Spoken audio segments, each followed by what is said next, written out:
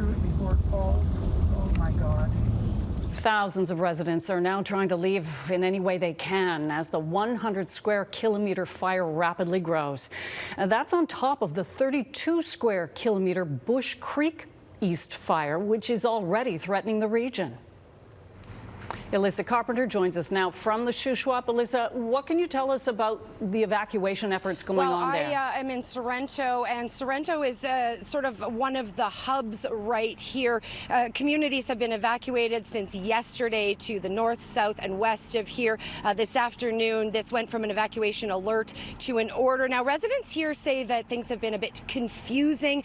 They've been confused about whether or not they had to leave, whether it was an order or not. But the one thing they all agree on is that the community has really come together to support one another. The town of Sorrento eerily quiet on what would normally be a busy Saturday. Businesses, including this fuel station, have closed their doors. Even the post office displaying a sign that says it's closed due to evacuation alerts.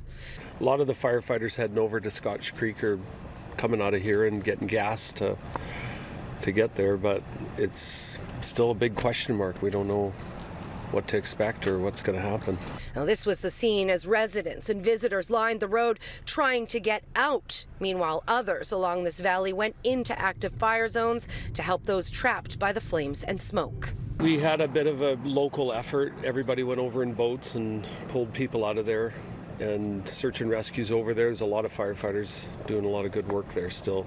Steve Enns runs this family-owned restaurant and store. His parking lot has been serving as a makeshift muster point for firefighters, search and rescue, and Scotch Creek residents, now only available to be evacuated by boat.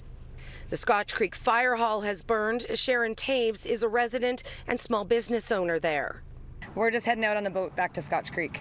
Go and see what's going on over there, put out some spot fires if we can help, and see where everyone, just see what the future holds. Some weren't taking any chances. Evacuee Rod Kellenek left his home Thursday night, now staying at a Vernon hotel. Some of the pictures that we saw on people's ring cameras and stuff of the fire, all the firemen and police, going from door to door, evacuating people. Meanwhile, these two visitors from the U.S. have been forced to extend their Canadian holidays. They were scheduled to fly out of Kelowna Airport, closed to commercial planes so fire crews have a place to land and fight fires there. I'm from Tulsa, Oklahoma, originally from Canada, came to the States about 27 years ago, and I have family here, so just here to do a little visiting. The situation throughout the Shuswap region remains fluid, while emergency personnel continue to work around the clock to try and save as many homes and buildings as possible.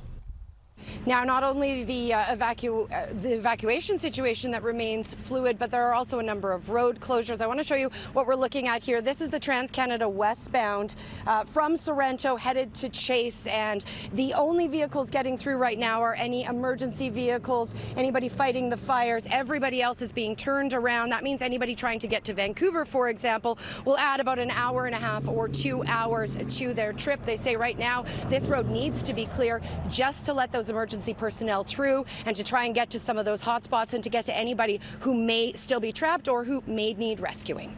Elissa Carpenter in Sorrento, BC. Thanks, Elissa.